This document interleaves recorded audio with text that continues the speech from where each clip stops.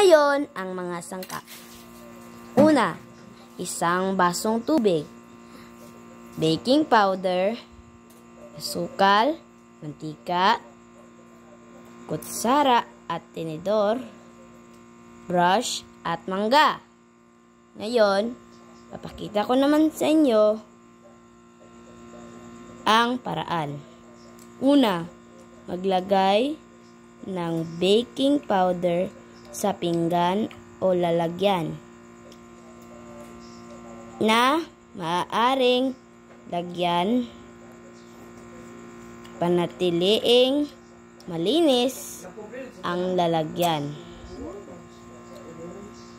Pangalawa, ilagay ang isang basong tubig sa pinggan at haluin ito ng mabuti.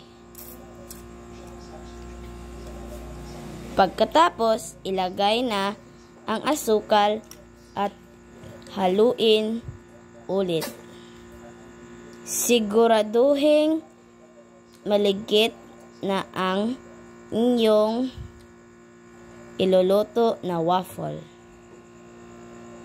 At panghuli, ilagay ang mantika sa waffle maker at maghintay ng ilang minuto o bago mapula na ang kulay o ilaw sa waffle maker.